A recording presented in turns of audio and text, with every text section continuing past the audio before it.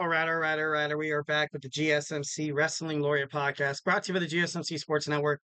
I'm your host, Eric Rodriguez, here every Monday through Friday, 8 p.m. Pacific time, 11 p.m. Eastern time, here to talk about everything in terms of professional wrestling. So, just kind of reflect on what we talked about real quick. We had my WWE SmackDown Monday Night Raw review, and now we're going to talk about some NXT that's happening tonight. Can't wait to watch it. NXT has rapidly become one of my favorite shows to watch. So, yeah, let's go ahead and dig on into it. But before we do any of that, I want to remind you guys that if you have a burning question or a hot take in terms of professional wrestling, here at the GSMC Sports Network, we are all ears. This show is all about keeping the conversation lively, making sure your voice is part of the mix. So don't be shy. Drop your thoughts inside the chat. And if you really want to make sure your chat or comment, question, concern, opinion gets noticed, why not use that super chat? Just hit that $sign below the chat box, send in your message, and it's guaranteed to get featured on the show. Plus, it's a great way to support our channel. Your super chats helps keep the lights on, so to speak, and bring even more awesome wrestling content that you guys love so much. We are so grateful here at the GSMC Sports Network for each and every one of our audience members who joins every show. Uh, your support makes a hell of a lot of difference. So let's keep the conversation going. Send in those super chats, those super stickers, because you guys are super awesome.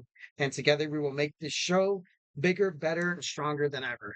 And also, if the super chat's not your thing, we are still at the GSMCpodcast.net. Hit up that tips and donations link at the GSMCpodcast.net. Shoot me your comments, questions, and concerns. Tell me what you like. Tell me what you don't like.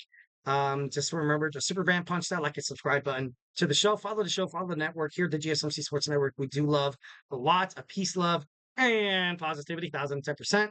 So yeah, let's go ahead and dive on into some WWE NXT. All right, so we are less than 2 weeks away from NXT No Mercy at the Ball Arena in Denver, Colorado.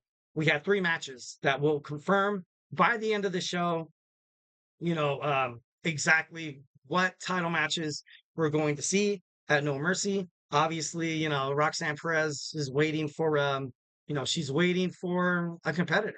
So is Ethan Page. So is who's that other? I think Kehlani Jordan, or I'm not too sure. But anything could happen tonight on NXT. Obviously, 2 more shows until No Mercy. So anything could happen. First, we're going to talk about we have a Gauntlet Eliminator match for a shot at the NXT Women's Championship at No Mercy. We have Ren Sinclair, we have Adriana Rizzo, we got Solruka, Jada Parker, Kendall Gray, and Carmen Petrovich. Um, you know, I think you know Roxanne Perez, the people that she's defeated in her title matches has been, it's been great. Jordan Grace, Lola Vice. I think she defeated. Who's the other girl? Mm, I want to say Tana Paxley. No, it wasn't Tana Paxley. But no, she's had a very good run. She's protected her title every single chance. Somebody came and tried to steal it from her.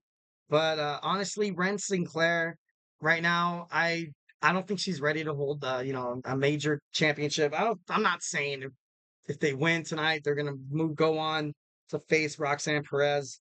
But so far, you kind of had Lola Vice, kind of play that like, emotional role that like, hey, my family, I started from the bottom and, then, this and that and the other. And I feel like Roxanne Perez has kind of taken on a little bit of, kind of like a baby face role. I would be more interested, and I think Solruka is a champion. I think she's a champion for the future for sure. But honestly, I kind of want to see Jada Parker fight her. I would, want to see Jada Parker come out of this gauntlet match. You kind of saw her, kind of talk about at the Great American Bash where, Roxanne Perez was, preparing for her match. And then she's like talking to, I think it was Hank and Tank talking how she's the NXT champion. And Jada Parker walks by and she's like, we're not too sure. We're not going to know that by the end of the night. Like, you know what I mean? Like, love Carmen Petrovich, but I think right now she's not really ready. Kendall Gray's like I don't know. I feel like she's just starting to get a lot of positive attention, starting to get her career rolling a little bit there. So, I think that makes sense. And the only thing that like I feel like if she was in a match with Roxanne Perez, people might be like, "Holy crap! Like this girl has a chance, and she's not going to put up with Roxanne's, you know, her bullspit, and she's going to, take you right back to her." And the promos going back and forth between Roxanne Perez and Jada Parker until No Mercy is going to be amazing.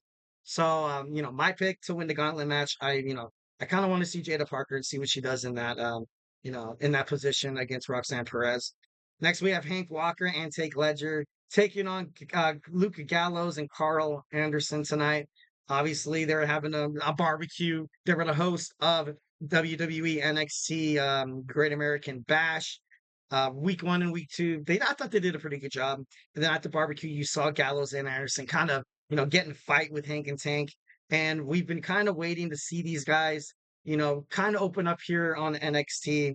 And, what better way to do it than a win or maybe just even a close match against the Good Brothers who've been in the wrestling world for like ever. But overall, I think it's going to be a great match. I think it's going to be an amazing match.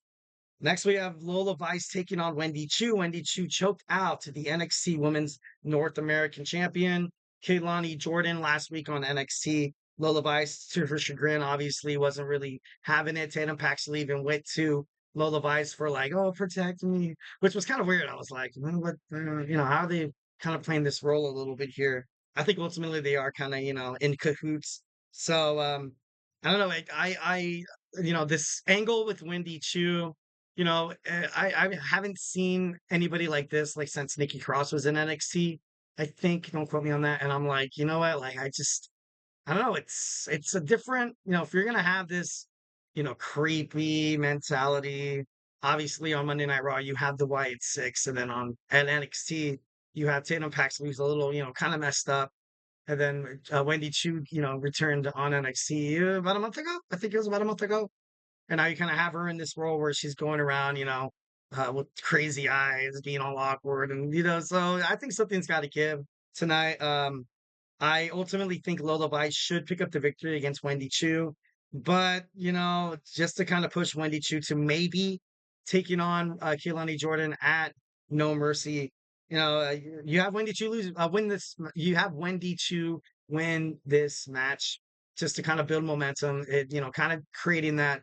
Kehlani Jordan's like that sweet and innocent, and Wendy Chu is that dark and a monstrous person who wants to corrupt and corrupted the NXT Women's North American Championship, which would be, I think it would be a pretty good, be a pretty good storyline there. I think that'd be pretty badass. Next, we have Dion Lennox taking on Ashante Adonis. Then we're gonna see a celebration by Chase U, Andre Chase, and Rich Holland picking up the victory against Axiom and Nathan Frazier last week on NXT. So, um, I I'm right now kind of doubting that Rich Holland right now at this point will kind of, you know, betray Chase U. I kind of thought for the longest time that this was kind of like a ploy, but maybe that's exactly what the wrestling, that's exactly what they want us to think. But no, I'm just kidding. But at this point, I wouldn't honestly want to see Rich Holland in like another, storyline. So I think right now it's working. So, if it ain't broke, don't fix it kind of mentality there. I think Sean definitely likes this attention that Chase U has been getting since this Ridge Holland drama. Then you had Thea Hale, and then now you also have Duke Hudson, and then you have Riley Osborne, who has a match for a chance at the X Division Championship at TNA Emergence August 30th. August 30th. So, should be pretty cool. Should be badass. I, can't wait to see the celebration, how it goes down. Who's going to spoil it? Maybe you see Nathan Frazier and Axiom, try to find out, what's next for them and, rematch clause and, them ultimately getting the loss. So yeah, should be interesting. Also, we have a number one contenders match, the main event for Ethan Page's NXT World Heavyweight Championship. You have Joe Hendry taking on Wes Lee, taking on Pete Dunn. This is big. This is really big because you have so many ways out, so many options that you can kind of have superstars. You can have Zachary Wentz screw over Wes Lee. You can have Sheamus screw over Pete Dunne. You can have Trick Williams screw over Pete Dunne. You can have Gallus screw over Joe Hendry. You can also have Josh Alexander. TNA's Josh Alexander has been rumored to making his way to WWE NXT, and obviously he did cost Joe Hendry the title at Slammiversary. So it would, it'd be pretty big if you saw Josh Alexander kind of go out there. I think they're going to kind of hold off that, just yet. There has been talks about Joe Hendry becoming the new face of NXT, especially once when they go to the CW in October. But as of right now, I think a build up to Joe Hendry, kind of winning and kind of getting the respect of not that he doesn't have the respect of the fans, the respect of the fans, the respect of the NXT locker room and stuff like that. So he could, be the face of NXT. I think that'd be perfect for him. 1010%. So definitely love this spot that Joe Hendry's in, because even if I feel like he loses, he's getting this attention right now, and that's kind of prepping him up for the future, which I feel like he will be the future of NXT. All right, so we just got done talking about some good old fashioned WWE NXT, and now we're going to talk about wrestlers who have had a run in TNA. Obviously, this collaboration between TNA and NXT has left the door wide open. The forbidden door is wide open, guarantee you that. And it's not the first couple of TNA superstars that are going to make their way to NXT. You have, like I said, you have NXT going over to TNA as well. Good business, good business. And it's a damn shame that this hasn't happened earlier. Obviously, that's a big ass, like, maybe, it would have been so awesome. Samoa Joe, Young, AJ Styles, like, Jay Lethal, Chris Sabin, Christopher Daniel, like, it would be, but, so I don't know. We're just gonna talk about some wrestlers that maybe you did not know, kind of had a brief run in TNA, and how TNA has kind of been a cornerstone in terms of professional wrestling for wrestlers to kind of be like, you know what, I'm gonna kind of go to TNA a little bit, find myself. And I'm not trying to downplay TNA, saying that they're like the minor leagues opposed to the major leagues, and comparing it to baseball. But I don't know. I feel like TNA is definitely underrated in terms of the stars that they ultimately kind of kind of give out to their promotion. So we're going to talk about we're going to talk about it when we come back. So hey, do not go anywhere.